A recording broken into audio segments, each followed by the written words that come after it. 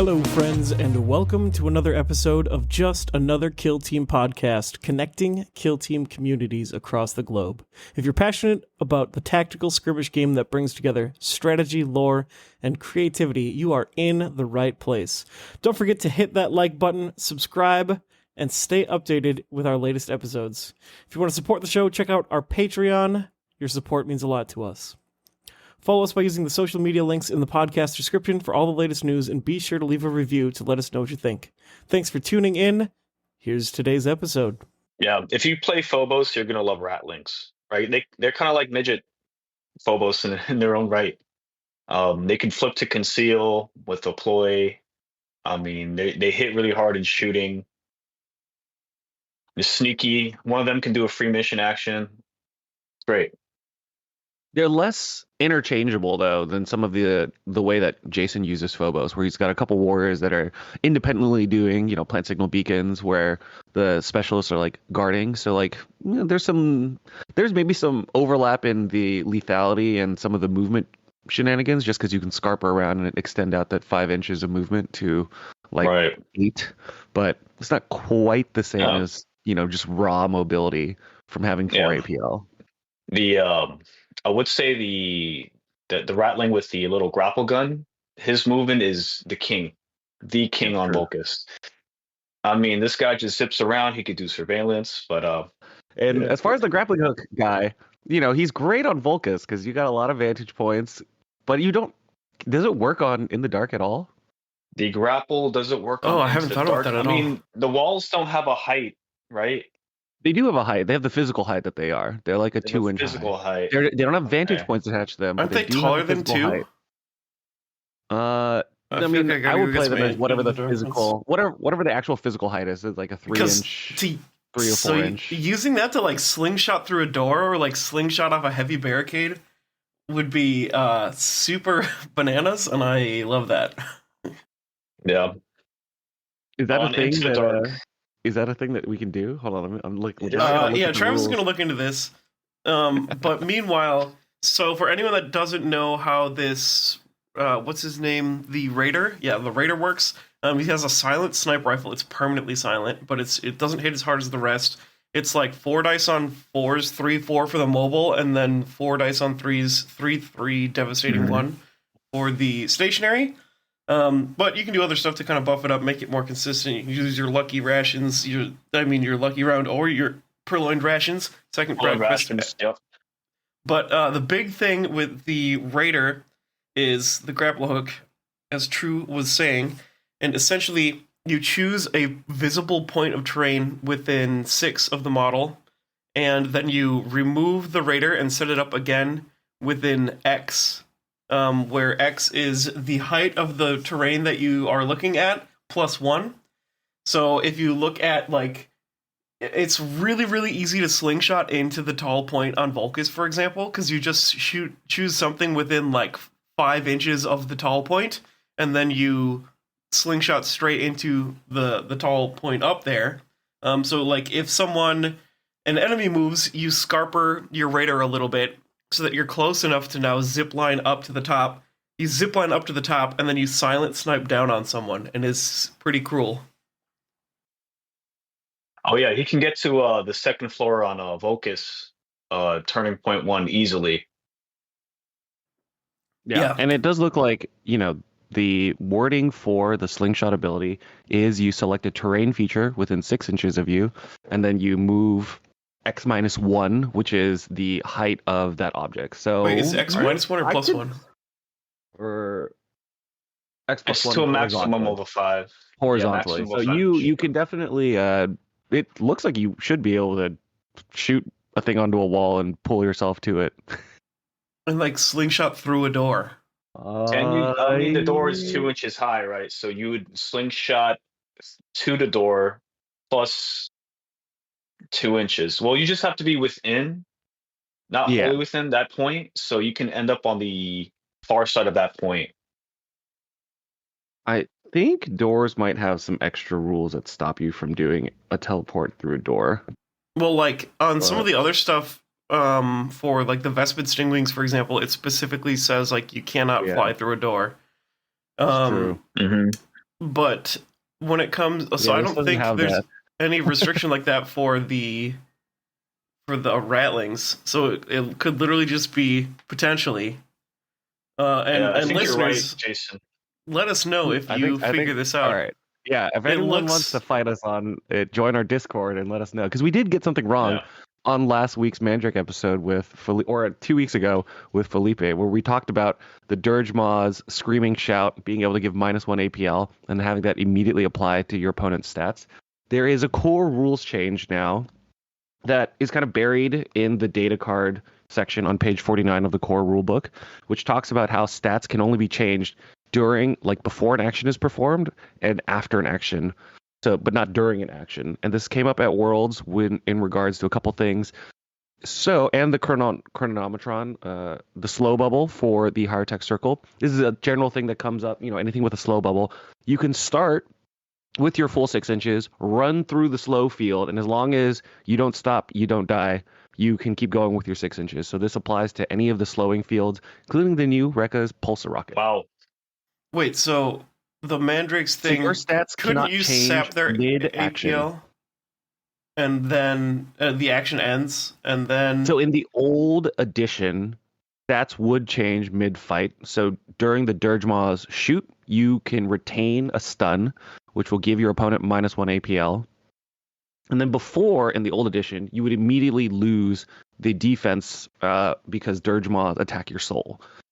However, in the new edition, you check for stat changes before you do an action and after you do an action, but not in the middle of your action, unless you put a new window in the middle. So, for example, this would be when you take a move through a door and you open the door in the dark. At the end and the beginning of that open door action, you would check for your speed, and then you would gain or lose speed at the end of that action. So if you drop a pulsar rocket near a door on in the dark, kind of miserable to go through because you are basically guaranteed to have to interact with that bubble. Yeah. So there's a couple Oof. places where this has come up. At the New York Open, I got a ruling wrong against Shane on command point around the slow field for the Chronomancer, where I told someone that they couldn't ignore the bubble. Or I think maybe I got it in reverse, but this is definitely a thing that was not clear in the old edition that is now clear in the developer's commentary on that side page on page 49 of the core rulebook. cool. And is also a very easy thing for people to get messed up. So good thing for us to check. But right now we're talking about the Ratlings and how the grappling hook can be used in the dark, which is very funny. And, you could put your own terrain out there and slingshot yourself around a little barricade, give yourself a little bit Yes, of a you movement can. action. Yeah. It's funny. The little Rattling mutt is shorter than a light barricade. So It if is you park him up, impossible to see. yep, you cannot see him behind a light barricade whatsoever unless you're within 2 inches of that little dog. So he's really good for sneaking around into the dark and denying contain and other attack ops. You He's would a small send the boy. dog out to do the containment? Yeah. He can run away. The dog can run away, right? The That's his dog can ability. make all the homies run away. That's I think one of the most potent things on the entire team, honestly. Yeah, the dog is insane. So for anyone that hasn't looked at the dog, the way it works is there's a 6-inch bubble passive that's always around the dog. If an enemy moves to threaten any allies within 6 inches, so the enemy doesn't even have to be within 6 inches. If they move to be within 2 inches of someone that's in the protection bubble, or if they charge someone in the dog's protection bubble, the dog can use early warning and it barks. And you can immediately fall back or dash. You have to end outside 3 inches of that enemy, or not within their line of sight. And it's just immediately interrupts their action. So if you are staged to where an enemy can just barely move, dash, and then be able to shoot you within cover, and especially if you have a little corner to go kind of duck around, you basically can stage this forward aggression, asymmetrical threat where the opponent definitely cannot hit you first, because if they get into threat range, you just scoot around the corner, and all of a sudden they're standing out in the open and they have no targets. And it's just as cruel as the Novitiate's blinding light thing. It's pretty strong. Especially there's potentially some combos to have the dog do the early warning to deny an enemy's attack, and then also Scarper. And if it's the Raider, then also just like zip inappropriately far.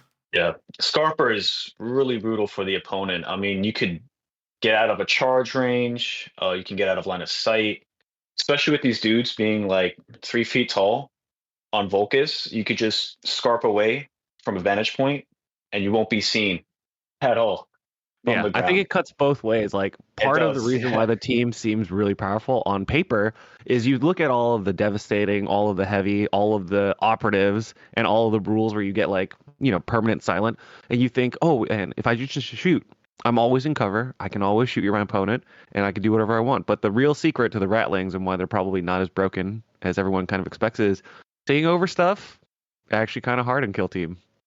Yep. So the Scarper ability to let you fully physically conceal yourself cuts both ways. Where if you can't see your opponent, you can't shoot them. Yeah, but it's like the modeling actually favors the opponent a little bit because the head is like halfway down on the model because they all have these huge backpacks that make them like twice as tall. So you can see their backpacks like from all over the map on some of these models, but then like their actual head can't see anything. It's kind of crazy. Yeah, that's true. Even the battle rifles they have are larger than they are. So, and some of them Yeah. are modeled like pointing up and whatnot. So you will But be yeah, seen. yeah, the Ratlings look pretty solid. I haven't like I've played a couple games with them now. I still haven't used the Ogren yet because I figured I would introduce them later or something. And because I haven't decided which specialist. And basically, I'm like, I want to plug in a weakness once I like figure out. I don't know. I'm still kind of dabbling, but I've just done all of the Ratlings, and it's honestly not horrible. So Right. I both of mean, you have played the team a couple times.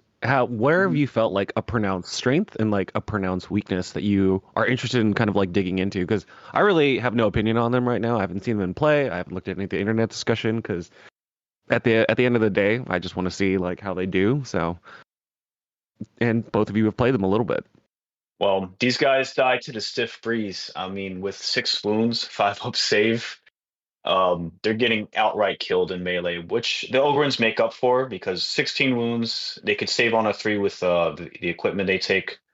Uh, they're really tanky, so you can have your Ogrins run around bonking people, and the Ratlings snipers like just set up, ready to take the shot. You can shoot into engagement range, or I should say control range, when 2 operators are fighting with the firefight ploy. So that makes up for it. But these guys, I mean, I was playing against my friend Alex in his Pyrotech circle, and his Necrons are just dunking on my Ratlings in combat, including the bugs too, which is kind of hilarious to see. So that's one of the strengths. They're obviously very sneaky. They do have movement with Scarper. I'd like to touch up on this and talk about my MVP, the Stash Master. So I don't know if you played with the Stash Master, Jason. Have you had much Yeah, time with him? yeah, he does free mission actions Oh, and gives you the extra ammo cache, I think. yes. So if you think about it, Scarper is a 3-inch move, right? If you increase this guy's APL with the Box Thief, you essentially can give him like an 11-inch move. So it'd be a Scarper dash, right? A dash, a regular move, plus a free mission action. I call this guy my wide receiver because he can move with Scarper 11 inches and do a mission action. It's incredible. And on top of that, let's say you're playing loot, you can use your strap ploy to loot uh, like your opponent's home objective Larcenous, yeah. with the larcenous. Yeah, so he's running up 11 inches. He's faster than a Phobos Marine, and he's looting an objective. But he dies even faster than a Phobos He Marine. he dies faster than a Phobos Marine, This but kind of you know reminds what? me He of did his job. like a sneaky play from the World's players from the Inquisition agents where they had the Scrivener, the auto savant, the guy who like Yeah, types a bunch, where you give him an APL and he launches forward 9 inches to go grab like your opponent's objective because he has the ability to just like steal an objective, and you could do it after a redeploy from the Casterkin like help. So you would get the same like 12-inch slingshot of like a auto savant running across the board and stealing your opponent's point. So it sounds very much man. like that same vibe from the Scarper It definitely combo is for the the same movement. energy.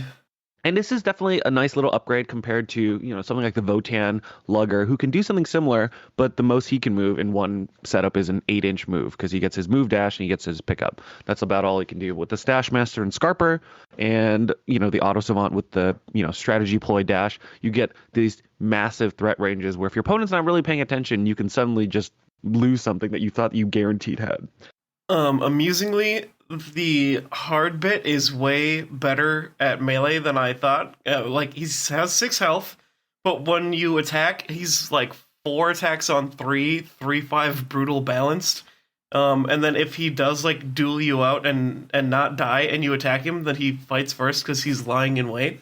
Yep. Yeah, he's actually like more tanky than you can think and imagine. And let me just spec his data card right here. Yeah, within control range of both heavy and light, if I'm not mistaken. Or light. Light or and heavy. he can charge from conceal. Yeah, and you can charge from conceal. So 3 attacks on 3s, 3/5 balance.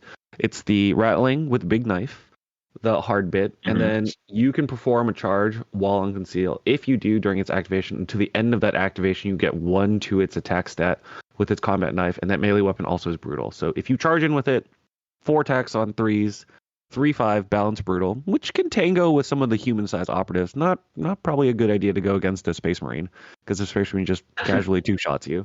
Or, a Necron, because the Necrons, if they have Tesla weaves, which they probably almost always do, will just give you a little zap, and if you lose 2 wounds, suddenly you die instantaneously to a crit. So there's a couple of spots where maybe it's not a good idea. But because he's got the extra attack, he can like charge in against most humans, probably get a kill against a human-sized operative. And then if he runs into a light or piece of heavy terrain in control range and he gets charged, then you get to go first, and you'll have 3 attacks on 3s, 3/5 balance, which is a pretty good defensive profile. Doing some chip damage. You'll probably get 1 attack in, although if you did charge someone first, you're probably going to have taken something, which means that someone charging you means you'll get 1 hit and then get squished. Yeah, I mean, Jason. I was planning to just like use him as a cruise missile in a game against Legionary, and he just like accidentally like won the duel because like my opponent rolled like trash. So then just the hard bit just like beat him in down to like 1 hit left, and then I was like, okay, if you activate and fight him, he's gonna kill you before you even swing. Oh, that's brutal. Funny. That is pretty funny. I wouldn't say it's like super common, but I guess against, the operatives that don't get rerolls. So, like an injured chainsword operative who's hitting on 4s, there's a non-zero chance that you could come out of that scrap alive. So there's a couple of spots where maybe you can have him as a guard piece or a forward piece, right behind the Ogryn, and then as the snipers pull wounds off of your guys, he can go finish off like a damaged melee operative. I probably wouldn't go against someone with any baked-in rerolls. Ceaseless is probably not where you want to go. But against the hitting on 4s, chainsword guy with 5 attacks, they only land 3 attacks, and they're at 6 wounds, 7 wounds. You could maybe win that fight. Probably, yeah. So a good second liner. Because Jason, have you used the bomber at all? The bomber, yeah, absolutely. He's got like the 5 dice crack grenade that is like max. It's like 3-inch range, reposition only, blast 1 inch. Yes. Pretty sure that's yep. Yeah, he's an auto take in this team, and he saves on the 4-up. Oh, I hadn't even noticed that. Yeah, he has like metal. extra armor. He's made of metal. He's a bionic arm. Yeah, he's got 2 bionic arms, doesn't he? He's just hit both of his arms have been blown off.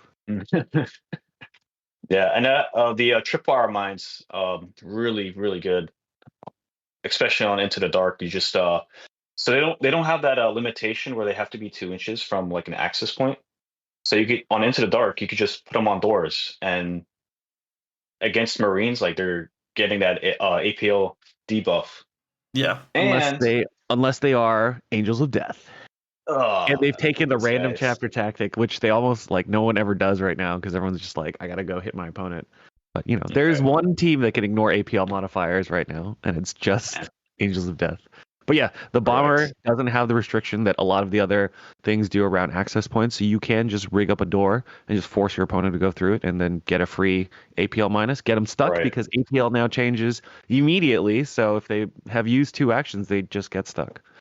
And it's until the end of your next activation. Yeah. So it actually stuck with lasts you. until the next turn, which is crazy. Right. Yeah, so like when you touch it, your action ends. You lose an APL, and that rolls over until the next one. So it's very potent. Absolutely brutal. Also, if you take the mine universal equipment with the Rattling Bomber, it does 2d3 plus 3 damage instead. And Ratlings can walk on it without triggering it. Right. Exactly. Off feet. They'll tiptoe around there. Yeah, they don't weigh enough. Not the Ogren or Bulgren. Actually, they have surprisingly big feet.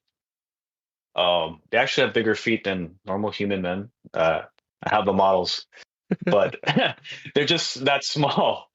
They They got set up heroic. the, They have like the heroic size feet that we've always needed in our Warhammer 40k.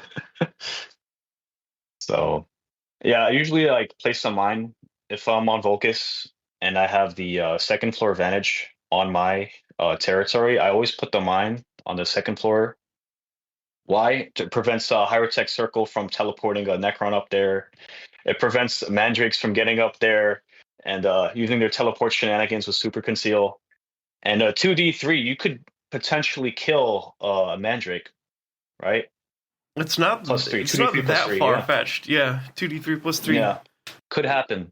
So, Bomber is an auto take on this team. Yeah, the bomber is super good. Like I've honestly had a hard time deciding which. I looked at the team and I was like, oh man, another one where every single model is a specialist with rules, and like I was like, okay, well I'm gonna just dive in and see what's up. And now I'm like, oh, I can't decide like who would go because I love every single one of the specialists actually.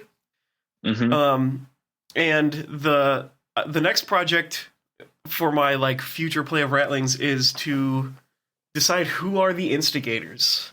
So like who are like cruise missiles that kind of just like open up the can of worms to get the whole battle started. So like I do like the hard bit just as a cruise missile because like even if he just like hits someone twice, like if he does like 8 damage and dies against a space marine, that's like pretty significant. And then if he just accidentally wins or survives a fight, like that's a huge bonus, and it's not impossible.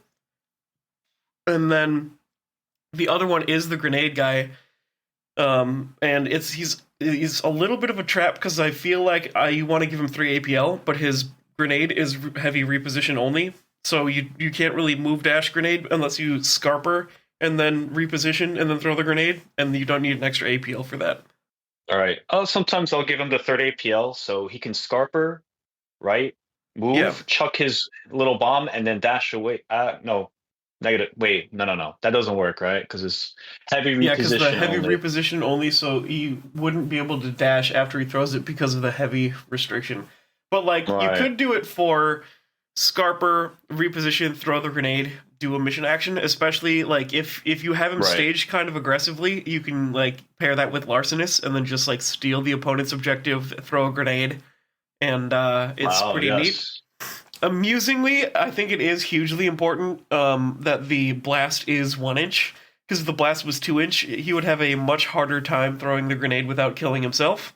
But with blast 1 inch, you can run up on people and blow them up. Oh yeah, especially on Into the Dark, just getting that lethal 5 up, brutal. Yeah, absolutely brutal. Also worth noting, pretty much all of your shooting buffs only apply to rifles. For rifles. So you are kind of just like naked 5 dice, but it is still 5 dice on 3s, so it's pretty potent. Right, yeah, you're getting at least 3-4 hits in. Yeah. With piercing 1. And just like the Vespid before them, every once in a while you just roll dice and your opponent dies. Yeah. Pretty much. I would say another auto take operative on this team is the spotter. I mean, he ignores obscuring for you guys, right? It's like a support action. Mm-hmm. So, and your ranged weapons have Seek Light. Okay. Yep. So, on Into the Dark, you're covering a whole room unless they have obviously like a heavy barricade. You're just covering that whole room, and I believe, does it affect yourself? Because when a Yeah, friendly rapid, yeah, because the you're main visible, reason. always visible to yourself, right? Yeah, my favorite thing with the spotter, he's actually like my go-to guy to B3 APL because then if he needs to like move a little bit and ignore obscuring and shoot, he can do that. Right, and it affects your fellow operatives as well. So if you position them correctly, it's just like this unit of Ratlings just shooting down a hallway and into the dark, just everything, Does it killing let you everything. get multiple? Can multiple people benefit from it, or is it just the next one? I'd have to double check. Oh, one, yeah, you're right. Once per turning point. Once during this turning point. Yeah, I'm reading the card right now. When a friendly Yeah, rattling operative. Okay, yeah, so it affects you or someone else. yeah, still good. Yeah, it does make it so that you effectively have like an extra special gun because you have the Mhm. option to do the no obscurity, no cover stuff that people are always really scared of, especially on in the dark where you're forced to use effectively like light barricades to get onto the mid-board objectives. One of the Mhm. other fun things is this is one of the few operatives now because it has a support tag where you get the comms device and make it a 6-inch bubble. So depending on how you Ooh. could, on some maps, you might be able to cover 2 lanes from a central position, and that could be kind of powerful. Yeah. So he has an ability that ignores obscuring. This sneak also has optics that could ignore obscuring. And hmm he's a permanent silent profile, right? If I'm not mistaken. He is a permanent silent profile, one of the few teams that has the permanent silent. I think it's actually kind of scattered, throughout the game, but obviously the small sneaky operatives are some of the ones that can do it. And also, of course, the Eliminator Sniper on the Angels of Death, a big hulking marine that moves like an owl. But the sneak Yeah. has one of the more powerful abilities in evade, which is basically its own personal scarper, right? You want to talk a little bit about that? Yeah, so the evade, Scarper has its limitations. It's every other enemy activation, right? You could take Yep. that Scarper dash. The evade is a little bit better than that. It's during a enemy's action or counter action, if I'm not mistaken, right? Let me pull up the data card. Unless you Yeah, it's have it, during an Travis. opposing action. You can interrupt that activation to do this rule. If you do, the operative can immediately perform the free dash. So it's like a Right, Scarper in the middle of your opponent's action, and you can just do it at any time. So it's like he's permanently on guard with a dash action. right. And it doesn't have the Yep. same riders as Scarper, which require you to be out of visibility or there's, range requirements. This is just like a thing you can always do. So it's kind of like the Battle Mutt in that you can just reactively interact with your opponent's movement, right?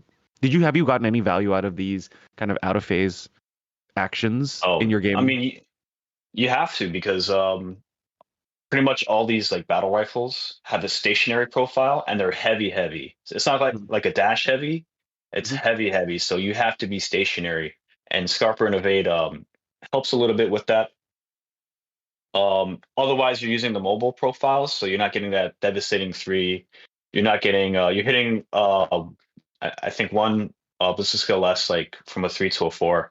But you can always mitigate that with Lucky Round or the rations equipment. So there's some ways around it. Okay, yeah. Those are definitely cool. Have you gotten a lot? I assume you have all of your Ogre. You're a consummate Imperial Guard player in the New York area, and I'm sure you have a Oh, million Ogre options. I So have. tell me about, the real fun part of the army. Everyone was worried that they would be too powerful. Looking at the rules, the Ogre do seem really, really powerful because they've got every option is good and they all have different roles. So like tell me which ones you've used and what your plans were with them, how they came out, and what you are hoping to do with the ones you haven't used yet. Let's start off with the Bulgrin, right? The MVPs. I mean, these guys are just walking tanks. You got 16 wounds on a 4-up save. You can do a 3-up save if you take the slab shield, right? I always usually run 3 Bulgrins with the slab shield and power maul. They're just three hulks walking around bonking people on the head. They are slow-witted, so you don't want them doing mission actions. You just want them killing things, right? You can boost their APL, so they can do a charge fight and then chuck a frag or a crack grenade. Pretty spicy play. Um, as far as the like brute shield for them, when they have the brute shield, when you're fighting or retaliating, you could block 2 unresolved successes instead of 1. So I haven't got much use out of that, but I usually take 3 Bulgrin. Some people like dropping one of the Bulgrins to get that free free strat ploy for the whole team. But you'd rather have the extra operative, right? Because you have an 11 operative team. When you drop an operative, it changes the kill op for your opponent. So it happened to me in my game against the Rekka opponent. I took 10 operatives. I dropped 1 to get a free ploy for the whole game. They ended up killing 8 operatives on my team, which gave them the edge in the kill op, and they ended up winning the entire game just based off the kill op. So always take 11 operatives. Important to note, if you don't take an Ogren, you don't have to just like drop an operative from your list. It would be like take a Ratling instead, and then you get the free ploy. So you could take. To be fair, this is the biggest point of contention, I think, between how we currently read the rules and how everyone reads the rules. And I still actually don't know what the actual answer is, and I kind of hope that GW tells us. Oh, I see what you mean. I see. Yeah, so instead of taking this operative. Yes, it's so mostly around like the dev commentary commenting on when you take an ogre and you lose out on a free ploy, but it doesn't really like it doesn't make a lot of sense to lose a whole operative because the ogre feels like the choice, but it is not written well, and I can definitely see the argument for when you read that chunk of text that you are losing, like you get one of 3 choices: a Ratling, an ogre, or a free ploy. Yeah. But so the way I read it, and I'm pretty sure it's meant to be, is you have 11 operatives regardless of what you choose, and you either get a Ratling and a free ploy, or an Ogren. I see what you mean. Okay. Yeah, so then I've been we're playing. Definitely gonna need like a dev commentary for that one. Yeah, a little FAQ. I'm sure we'll get it soon. Yeah. But yeah, so like the way I've been playing it is 11 Ratlings and 3 free ploys, and since 1 free ploy, 1 free firefight and 1 free, there's 1 firefight and 1 strategic ploy for the Ogren, so you don't have to worry about those at all.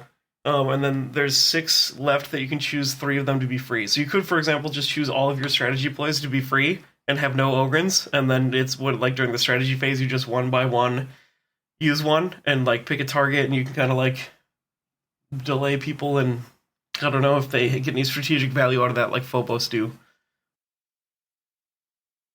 I see.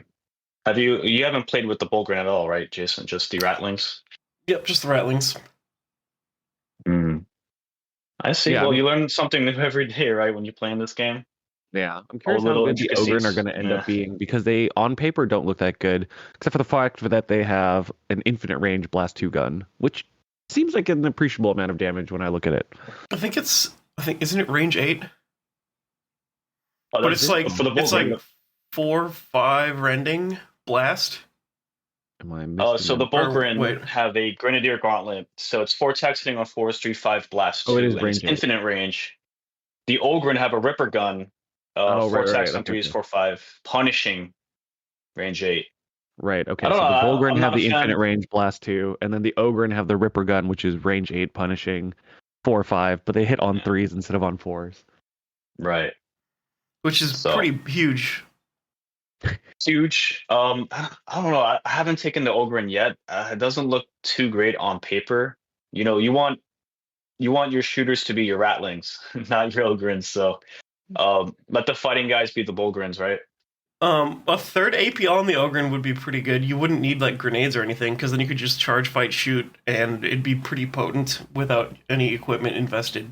I think the big thing on the Ogren, the generic Ogren, is that when they complete the charge, they get the D3+1 belly bump. And that has generally in the past helped a lot of teams get over some pretty big breakpoints. I think one of the big notable ones was Chaos Cults against Commandos in the past, where doing an extra belly bump of damage meant that you could break the Commandos' 10 wound mark, getting them 8 wounds, which meant that 2 hits would kill them.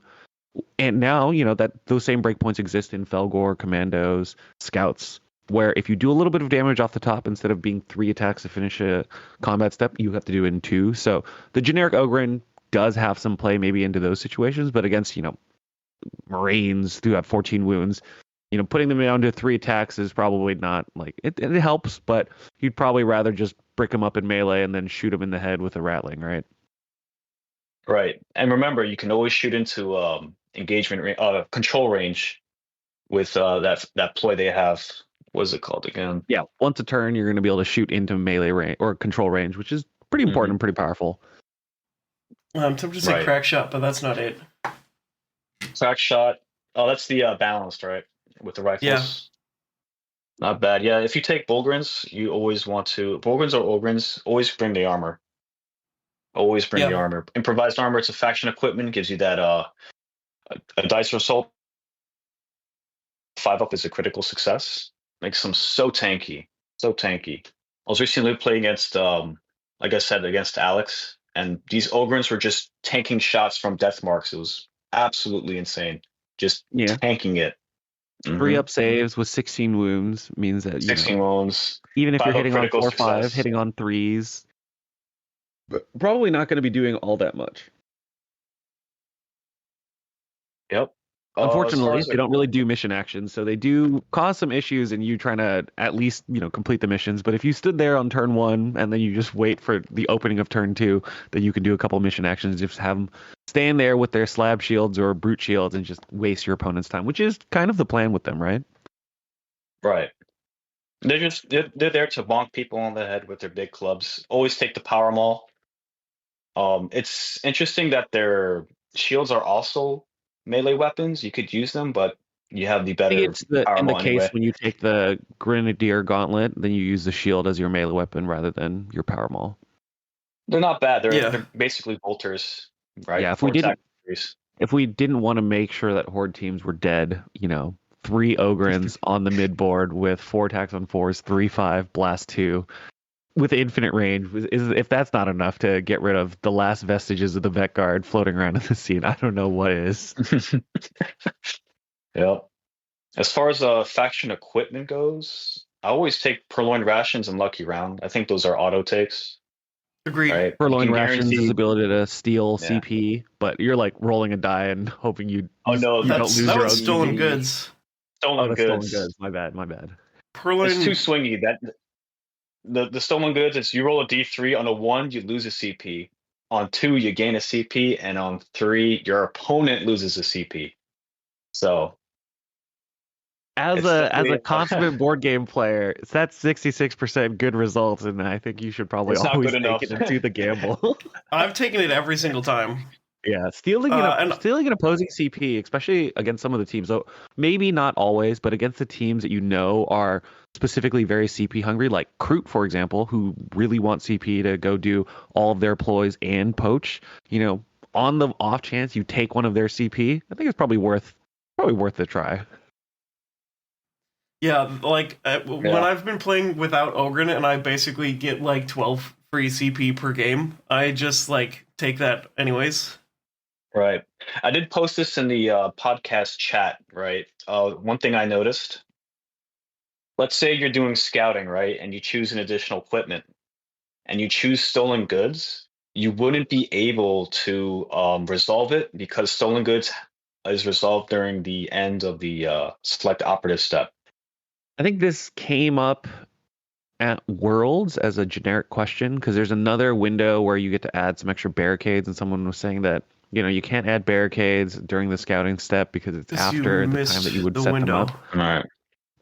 I suspect, and we basically ruled it as obviously you're going to be allowed to put those barricades down because that's not the reason why you're doing these things. So I suspect that same logic would apply to something like this, where the card says this thing because it's the general timing window, but I don't think that this could be something that GW rescinds back on, but this has kind of been a general purpose thing because otherwise you wouldn't be able to put down barricades because barricades say, they have to be set down at this specific timing also, if I remember correctly. So I would expect it is used in a similar way. I'll pull it up right now just to double check. Yeah, that's kind of what I would expect too. Yeah, it's, I don't know where this came up, but I know this came up as a question. I can see the argument in either direction here. I feel like because GW has kind of gone with the direction of developers commentary kind of clarifying and just being like, don't be as much of a knob. This would be a case where in the past I would have said it's out of the window, don't do it. But in this case, the effect is an effect that seems straightforward enough to just do. So I would just allow people to do it right now. No. Obviously, your local TO has the final say, so it's always good to check Right. in with these sorts of things because there are, strong arguments in either way. Then, Yeah. people can defend them, and I think it would be reasonable to defend them. So this is a thing where in the past I would have said one thing, but because GW is kind of pushed in this direction of trying to make things a little bit more, reader friendly and like less More streamlined. Yeah. more streamlined, and also just kind of like smoothing off the edges, like. Maybe the timing window there is just because when they were writing it, they forgot that you can also have to manage scouting. Maybe it was on purpose. It's hard to know. Hopefully the first set of dev commentary around the team comes out, reasonably soon. We are now a little bit a ways away from the release of the box. So hopefully in a month, hopefully we've gotten a patch between here and whenever the dev commentary for this team comes out. But there are some like reasonably large questions around Ratling stuff that would be nice to get resolved. Whereas Rekka's a little bit easier. They run forward, lots of explosions happen, so many explosions. Blow everything up. So yeah, I truly don't know how the box matchup is supposed to go between the Rekka's team and 11 Ratlings. Like I cannot tell if it's just a miserable slop pile for the Ratlings because you just get bopped on the head. And the Rekkas just punch holes through the wall and suddenly appear in front of your face and donk you. Or they go in and then suddenly 6 Ratlings just blow up someone. Against Rekkas, you want to take stuns. Those stuns hurt them, right? Because they only generate that extra APL when they shoot. So if they're on one APL and they're not fighting, they're not shooting. Any aggressive action lets you get it off. So yeah.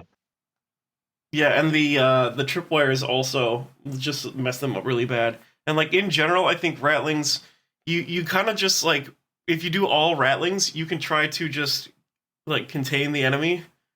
Maybe literally play contain. I think I've mostly done gather surveillance, but basically just use your universal equipment and your tripwire to set up like a whole wall that you can't like breach it anywhere without having a problem. And then people can't just run up and start double killing you. And then especially if you like kind of Ratlings are kind of like the patient hunters where you do want to drip feed your threats. So like I said, I'm still trying to figure out who the instigators are to like missile in and like kind of have you want some forward projected threats and like you do want some forward presence for scoring. So like the Stash Master is just like stealing that backfield objective is incredible, and that's like a new tool for the toolbox. Definitely gotta try that one. Yeah. Yep. I mean, but my only real thing around all of the tripwires and mines and kind of chicanery at the midline is that orcs can jump over walls. And that's definitely one of those things where if you jump over the mine and suddenly your defensive position has been hopped over, not because someone broke a hole through it, but because the orc jumped over it. Straight up jumped definitely presents some problems. Part of it is you like when you're positioning these defensive like traps and things to slow people down. Like if I put a landmine down, it's gonna be, if possible, like completely 2 inches away from any terrain. So you either need to pay 2 inches to climb and jump, and now like your movement is all screwed up, or it's so far like out in the open that you can't touch a tripwire and be in cover. And then ideally, it also like you can't skirt around the corner because you're gonna hit the tripwire. And it really is just it has to be super duper out in the open, but close enough that people can't hug corners and get past it. And that's like the ultimate sweet spot. And that's gonna take a little bit of like analysis and a little bit of practice. But if you can nail that down, I think there's something there. Alternatively, just as a positional counterpoint to that, you can also just set the mines close to wherever your defensive positions are going to be, so your opponent has to run because for the orcs they're gonna have to hit melee range, or they're gonna have to run up and chuck a crack grenade. If you put it in the movement range, you set up a nice juicy trap of like, oh, I've got like 3 Ratlings here, and there's 2 mines on both of the movement lanes to get into them. As long as there's nothing to jump over it, because it's definitely a thing you have to worry about. You could force them into a mine, and that would be totally fine. Yeah, 100% agree with both of you. You always want to take that mine, and especially because your fixer gives you the Give you a free mine, free additional equipment. equipment. So Yeah, free mine. Homie's got the Imperial plug. I mean, you get an additional equipment option. So Yeah. always take the mine. Another amusing concept that would be as part of my like little instigator package, you could put the mine like out on a flank somewhere, and then it doesn't have to be out in the middle of nowhere because you could let people jump as long as it's set somewhere where you can put like the bomber guy, for example, to threaten the enemy. But if they do charge him first, the mine will blow him up. So it's like just kind of like a little shield for a threat projection position. So you set up a mine, you have the bomb guy stand like right there, and then if people attack him first, they blow up, and if they don't, then he runs up and blows you up. Right. I think when you mentioned the instigator, that hard bit, since Ratlings don't set off mines, you can park him near a mine. So if somebody charges their hard bit, they're taking that damage or they're getting subtracted in 1 APL, and he fights first. So if someone charges you, they have 2 APL, they hit the tripwire mine, they're not fighting you, right? Or if they charge the regular mine, they're taking 2d3 plus 3 damage. On top of that, you're fighting first. So I think the hard bit combos really well with that mine. Oh yeah, that might be The new meta. just like a go-to. Yeah. Man, I like that a lot. So okay, here's a question that I definitely wanted to ask for you, True. When it comes to you're bringing the 3 Bulgren every time. What are the 3 specialists you drop? Or are the 3 Specialist I'm Ratlings? dropping. So you have 11 operatives. So the 8 operatives I'm choosing are the hard bit. Obviously, you have your fixer, stash master, spotter. I have them right here in front of me. You definitely want the raider. So that leaves me 3 more: Fox Thief, Sneak, and Bomber. So basically, all the Ratlings. So You you're can not taking a basic interchange sniper. No, I mean We're the taking sniper the is just a regular dude. Nothing yeah. special. He does hit on 2s natively though, Um, which is pretty good. he does. You can interchange the sneak with the big shot. That's the dude who does massive amounts of damage. I don't think we spoke about him, but let me just pull up his card real quick. the tank stopper rifle, Um, right? Tank stopper. It's absolutely bananas. I mean, 4 attacks hitting on 2s, 4/2 Dev 4, piercing 1, and severe. Yeah, So it's hits kind of like the Eliminator, he's one maybe shotting just a Marines. tiny bit harder. Yeah, it's pretty Hmm. bananas. Okay, so the ones that you don't bring then are the regular sniper, maybe the big shot because you trade him with the sneak. And what was the other Yes, one? that I dropped Bomber, was the. hard bit, I haven't raider, sneak, sniper. haven't seen much use with the battle mutt. I mean, his melee profile is not that great. It's worse than the candid. Um, as far as like his ability, I mean, you can always use your Scarper and evade with your Ratlings. I don't see much use for him other than just being a nuisance, running around the battlefield, being literally unseeable in most scenarios. Always want to take the Ratlings, doing lots of damage. He's definitely more of a positional piece against more melee focused armies where having him in a defensive position means your opponent just isn't going to get any useful first charge off rather than using him as any other sort of way. Like he's good for screwing up your opposing activations rather than being a proactive piece. Yeah, you can full blown use it to set up like disgusting and hopeless situations. It's kind of insane. So this is now kind of brainstorm because I have this like half cooked thing where essentially you stage a threat, but this would be like you out activate an opponent on the flank that your battle mutt and the threat that you're staging with it, and then you put your first threat there. So maybe this is the bomber, for example, just outside of where the enemy can reach, and then the dog is within 6 inches. And then if they come after you, the dog gets you out of there, and now it is completely impossible for that person to attack that flank. Like they just absolutely can't because if they move, they're standing on the open, and then you just kill that piece for free. And if they don't, then you can project that threat in and hit them first. So essentially, you can use the dog to guarantee that one of your flanks is going to hit first. And then if you do the same thing with like the mine and the hard bit, it makes it very hard to break the lines of the Ratlings. Right. Yeah. Well, the thing about the battle nut, I mean, he can't do mission actions, right? He can't open doors. He's purely a He positional can't play be. against, you know, He's just a trading piece, you know. yeah. He's the pawn of the team. So, let me ask you, Jason, when you pick your faction, your tac ops, right? When you pick your tac ops for this team, do you usually choose surveillance, or do you also do contain as well? Because I've this team been can take security. Yeah, security and infiltration. Yeah. I've been like theoretically very attracted to the idea of trying to play contain. Or if I did build Bulgrin, I'd probably go for take ground and then just have them just bully their way into the place you want them to be, and then just slap people out of it and like take a stronghold or something on Volcus. But I have been Right. doing gather surveillance because I have been meaning to like try to crack the code a little bit more with infiltration tac ops, and this team seems like they actually do it pretty well with like mobility, super conceal all over the place. Yep. They do it extremely well. I mean, the raider can just hop up on a vantage point and he can do his surveillance, right? He has that mobility. Yeah, what Also, about contain you? is super good. Super good. Contain is super good into slow teams like the Jaegers, the Necrons. You're just holding back, right? You have your mines placed. You have your Bulgrin ready to go. You got your sniper set up. Um, you can guarantee two victory points every turn with contain. They're so good, and the raider is great for denying contain because he can just super conceal, get into your opponent's territory, um, can't be touched, really small, can't see. He's John Wick basically. He's the John Wick of the team, as I call him. Silent profile on the gun, zipping around everywhere, shooting. He's really great.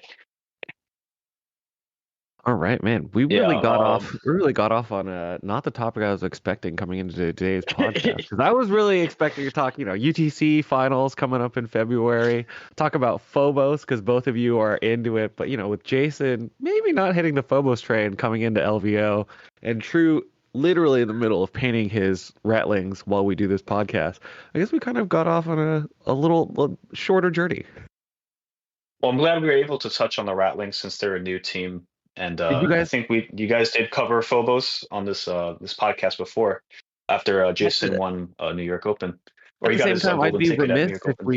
we didn't try to touch in on Phobos a little bit, for the listeners, since both of you played Phobos a lot over the last year, and as the transition into third edition has come around, I'm sure you two have had a lot of experiences in the meantime. True, you've been playing them for the whole year. Jason, obviously the same.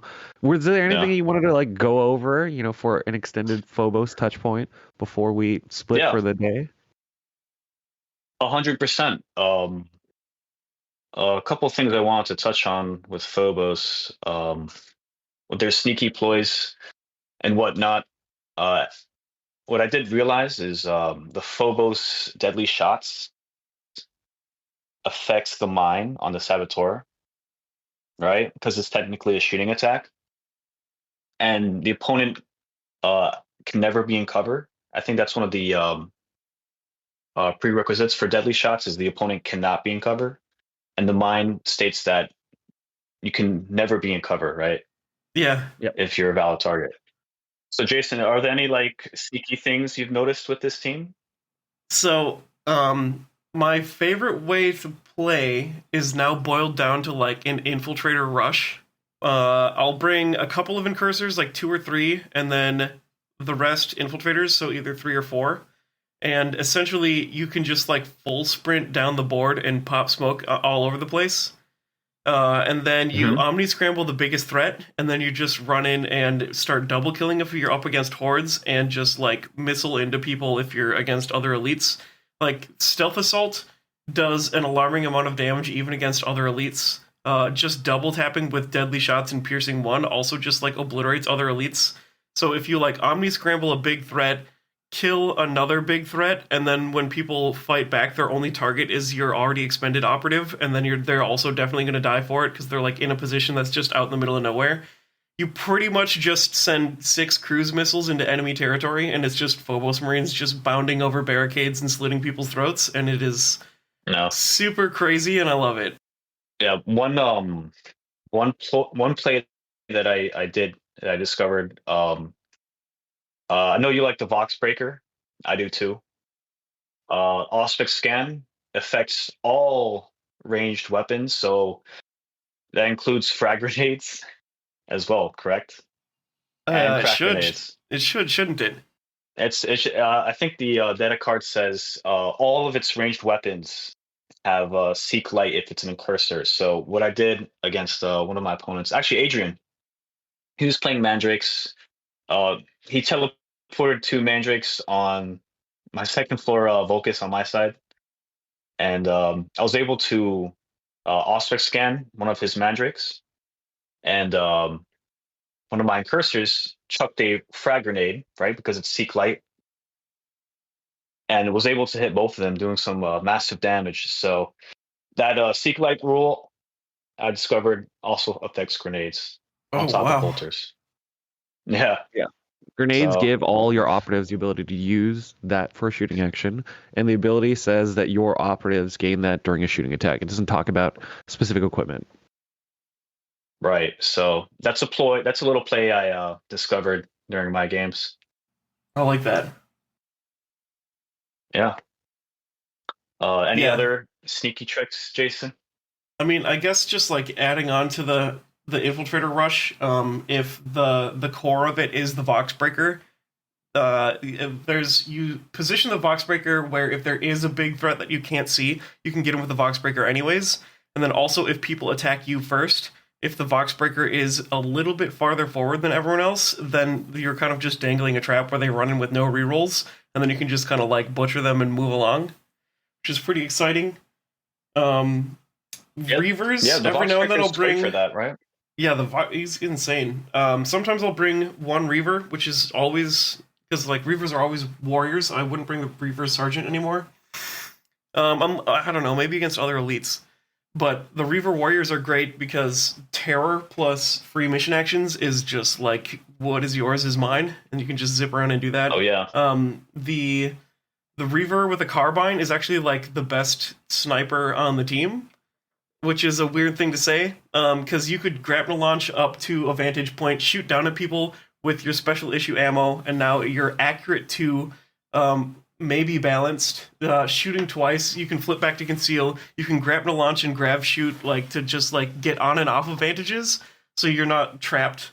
Because like Space Marines can't really afford to have just someone hang out on a vantage and spend the whole game like being ominous. You need to like get out and do things.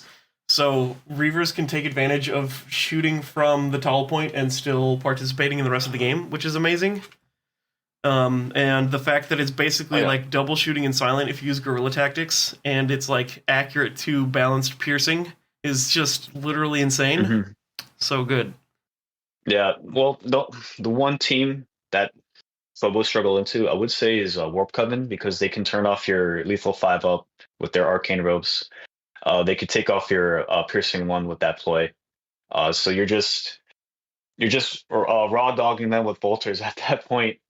Yeah, like they are great. Don't get me wrong. Phobos are great into elites against Warp Coven. That's where the Reavers shine, right? Because you're double striking them in melee. You can't really outshoot them or shoot them to death or 1-tap them or 2-tap them. What Rubik save on 2s, you're just shooting them with bolters. Those knives, they do damage, and you can fight twice if you need be. Yeah, Warp Coven is one where I would 100% bring the Reaver Sergeant, because that 13th wound is incredibly important against power swords. So you can just like run in, stealth assault, like take a beating, and then just kill a sorcerer anyways. Pretty potent. And then especially if you kind of ding someone else and then stealth assault them again anyways, it's just like you can have a wounded Reaver just do so much more work than anyone would ever expect.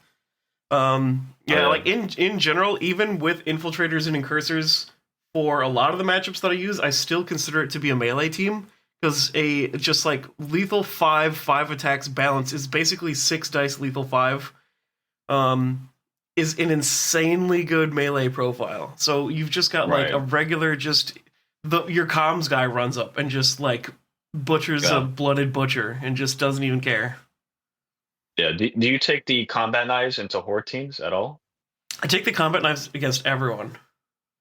I'm just Really? Why is that? 100% combat knives all the time. It's yeah. So like especially horde teams, it's like stage super aggressively, charge the medic, shoot the plasma. Um, it's just like yeah. Probably in my whole track record against elites for Phobos in third edition, if I assume it's about 2/3 of my kills are melee. It's just yeah, Really? stage super aggressive Interesting. omni scramble people charge double kill. It's Yeah. it's pretty potent. For And everyone that's that for everyone that thinks that like he's a madman, he couldn't possibly do this. This is what Jason was doing as his pivot at Worlds when he was like, playing KG is not working. I'm just gonna go hit people. Yeah. Yeah. To be fair, you did That's play the a couple beauty. Inquisition when you flipped the script and really brutalized some of those Inquisition players with your all melee focus. Oh man, yeah. Oh, yeah. Like Inquisition is cannot beat Phobos. It's literally disgusting. Like they can't counterspell a single ploy because you just use "and they shall know no fear" in the strategy phase every time, and then they're like, well, "I'm not going to counterspell that," and I'm like, "Okay." Comms changes it to the one that I want, and then they're like, "Oh dang." And then like next time it's like I'm gonna use "and they shall know no fear," and they're like, "Oh, you're just gonna do that thing. I'm gonna counterspell it," and then I'm like, "No, I'm gonna use the one that I wanted to use in the first place." So that just Yeah. totally gets That's- around that. And then like if you want to use That's the beauty of this team, right? It's so good. like there's no one way of playing this team, right? It's all situational, right? Mm-hmm. You can either go KG, you can go balls deep with this team. You can do whatever you want. It's up to you. But they're all great plays. Yeah. Yeah, man. And for for anyone at this portion of the podcast who's curious about getting their feet wet on, a couple of the intro plays, True, you talked about a KG way to play, and Jason, you've talked about a super balls to the wall aggro way to play. Yeah, I think we've talked about the KG way to play in the past, but if we're doing a short refresher, what are two operatives that you focus on for both of these strategies so that, anyone who's looking to pick up Phobos has a little bit of a stepping stone into playing the full game? I'll let Jason go first. He's been playing more. Well, what are your who's your operative of choice for this? For KG? KG Oh, no, and for aggro, and then maybe aggro. something like more. So you've talked about drip feeding threats, so we'll play that as the KG one. You've done balls to the wall, which is your 5 infiltrators all pushed up in the midboard with combat knives, and then maybe something in between. 3 different speeds of play and like 1 or 2 important points that if someone wants to give it a try, that they should definitely hit while trying to play that way. So that way, they have a rock. My mid-tempo one, and especially if you're blending more, would be the Voxbreaker and an Incursor Warrior. Because the Voxbreaker can turn off the rerolls. He can give the Incursor Seek Light. And so those two can push, and then the rest of the team can support if you're going for more of like a mid-tempo thing. I mean, even just like for the high-tempo go nuts, that too is incredibly potent. Yeah, as far as KG play, I like to do, especially on Volcus, and have 2 incursors, one being a marksman, one being either. I always take the warrior for the free mission action, but have them on the building with 2 stories, right, and have your either or incursor pop a smoke on himself and affect the incursor above you. So you have an incursor on the first floor and a second floor. For the British people listening to this podcast, that would be the second floor and the third floor, right? Basically, have that smoke affecting 2 incursors, right, at the same time, and you're just one of them is guarding, the other one is either shooting or doing mission actions, right? And you're just on that side of Volcus, you're just shooting everything, right? And if they come close, you have your Reavers come in and start self assaulting, lethal assaults, everything, whole 9 yards. I like that a lot. Wow. The Well, the verticality of the smoke grenade. That's something I haven't thought about at all. yeah, it's an infinite verticality on the smoke grenade, so Yeah. But not an you can have it infinite. affect. It doesn't go. It doesn't fall down though. The smoke only rises to the top. The smoke does not go down. No. Which is very funny because a lot of people are like, "You say if you put the smoke on the bottom floor, it hits the top floor?" I'm like, "Yes," but if I put it on the second floor, it doesn't go to the first floor. No, it does not. No. In the far future, we only have smoke with a power fan that pushes it Yeah. up. Yeah, Jason, I always take 4 smoke grenades. I think that's the meta. Stuns, maybe 1 stun, maybe, but generally I like Yeah. the 4 smokes. Yeah, I've been doing either 3 smokes and 1 stun or 4 smokes as well. The like especially against hordes, I'll like maybe do that 1 stun. Like if they ignore obscuring, if a lot of the team can ignore obscuring, so like Wormblade with the spotlights can have a lot of ignore obscuring, and they're also horde. So I'm like, I'll bring 3 smokes and a stun, and then basically if people stage aggressively on you, you counteract and throw a stun grenade at people, and it's Right. silent. It's basically indirect and basic. Like just counteract stun grenade is just some crazy tech, and I love it so much. Yeah. When it works. For Yeah, gamers like us, you hit that 1 and 2 on the stun grenade. But yeah, but then yeah, it's like you don't that's a really lose solid anything play. for That it. is a solid play. Yeah, You and don't and lose it's like anything. I it's mean, pretty much once per game you're gonna have a counteract that you just don't care about, and that it's just like, oh well, there's an enemy within 6 inches of me, might as well throw a stun grenade. And like from the Phobos perspective, it's like right. that's your like good warrior that I don't care about at all. But like from the enemy perspective, they're like, this is an important linchpin in like my mission action economy. So like you just throwing a Right. casual stun grenade could really like mess people up. So like don't hesitate to just hit whatever you can with a stun grenade. Yeah, the counteracts really help this team, especially the marksman who can, since he can counteract from conceal and guard from conceal, you can shoot twice, go back to conceal, and then counteract, To go track back to on guard target. again. It's absolutely bananas. Yeah, absolutely bananas with the Yes. For incursor. anyone who doesn't know, the true secret of playing elites on In the Dark is to just hit the guard button every time, as many times as possible, because you just get so many more shots and so many more windows than anyone should possibly be allowed. As one poor veteran guard player learned on In the Dark at Worlds, as he lost 5 models to a single Plague Marine. Oof. Uh, Ouch. Yeah, in a 5-to-1 ratio, that's not going to be a ratio that ever wins a vet guard a game. As much as we like to say, yeah, we send wave after wave of goons after one dude. 5-to-1, probably yeah, not going to go that well. yeah. I don't know about you, Jason, but on Into the Dark, I'm usually running 3 warriors. How do you feel about that? I know you're like a 2 warrior guy, sometimes a 1 warrior guy, but what do you think about 3 warriors on Into the Man, Dark? sometimes I've wanted to bring. I've done some games with 4 warriors, but it's hard No to go way, back. really? Um, the Yeah, I just did like the sergeant, the marksman, and 4 warriors a couple of times. That was like early when third edition launched, just to kind of. I mean, that was like the tail end of only ever using incursors. But they are super good, and I love it. Especially like if I was gonna do 3 warriors, I might go for kill op as the primary, and then take plant beacons anyways, and then just go for this like crazy efficiency of every single warrior is an opportunity for like a double kill against hordes plus a plant beacon. Right. Yeah, no, the warriors are great, especially if you get stunned. You can still do 3 actions if need be. Mm-hmm. I feel like anyone going into the leads is going to take stuns against you. So you want to have those warriors to kind of mitigate that APL debuff.